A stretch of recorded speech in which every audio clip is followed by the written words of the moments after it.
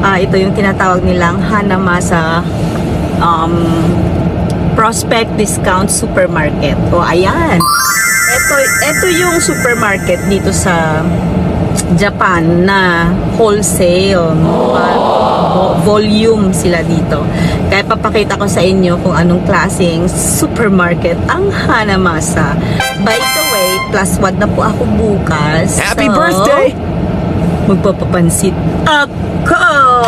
So guys, for today's video, let's go to Hanamasa Supermarket! Let's go!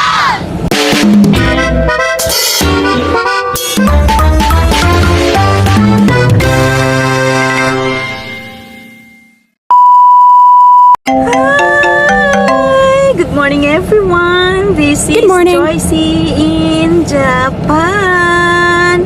For today's video, dahil bukas, magpa+1 na ako. Oh no! Naisipan ko lang na bumili ng konting maluluto. Tsaka ipapakita ko sa inyo kung saan ako bibili. Malapit lang sa bahay ko to. Ito yung tinatawag nilang Hanamasa Prospect Discount Supermarket. O ayan. Ito yung supermarket dito sa Japan na wholesale. Volume sila dito. Kaya papakita ko sa inyo kung anong klaseng supermarket ang Hanamasa. By the way, +1 na po ako bukas. So, magpapapansit ako! So guys, for today's video, let's go to Hanamasa Supermarket! So guys, nandito na tayo sa Hanamasa. Ayan po siya, ang supermarket na makaka-discount ka. Kasi sobrang volume po dito ang mga paninda nila. Mayroon po silang mga prutas, mga gulay, iba-ibang klase po na kakailanganin nyo sa kusina. Makikita nyo lang po dito sa Hanamasa. Marami pa po silang binibenta at actually kompleto po dito pagdating sa kusina ang kailangan nyo. So ako mostly dito talaga ako bumibili kahit na mag-isa lang po ako, dito po ako nag-grocery.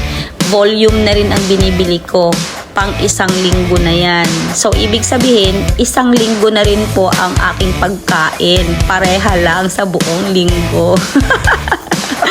Ayan guys, so maganda dito mamili, promise. Kaya kung ako sa inyo, subukan nyo pong pumunta sa Hanamasa Discount Supermarket.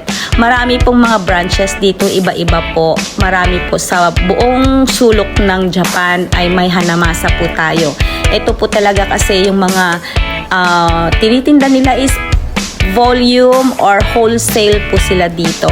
Makikita nyo po lahat-lahat. May mga Asian foods din po silang binibenta gaya ng mga coconut milk. Meron din silang mga condensed milk. Meron din silang nanggaling talaga sa Pilipinas, galing sa ibang sulok ng Asia naman. Kaya ayan guys, ang dati pong binibenta talaga ng Hanamasa is yung mga meat. Kaya known po sila sa mga karne.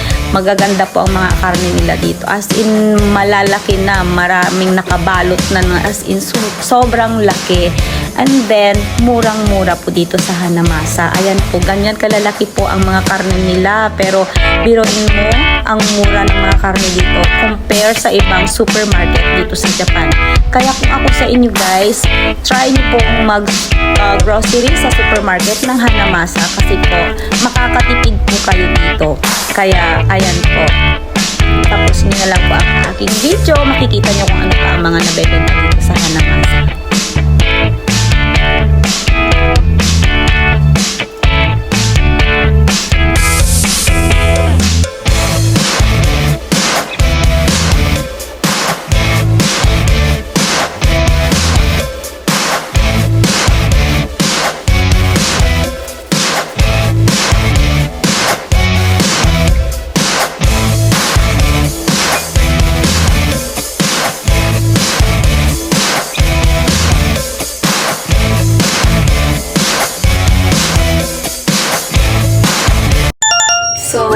nga guys, nakauwi na tayo dito sa bahay at naiayos ko na rin lahat ng mga binili ko para bukas. Syempre, pansit lang naman yun. Para pampahaba ng buhay. Bukas, ano ba yan? Malapit na ako mag-golden birthday next year. Oh no! So guys, this is for today's vlog. Abangan nyo na lang yung mga susunod ko pang mga vlog. Actually, marami pa akong gustong i-vlog for this channel. Kaya, subscribe, like, share, and comment. Bye, guys! See you on my next vlog. Mwah! Love you!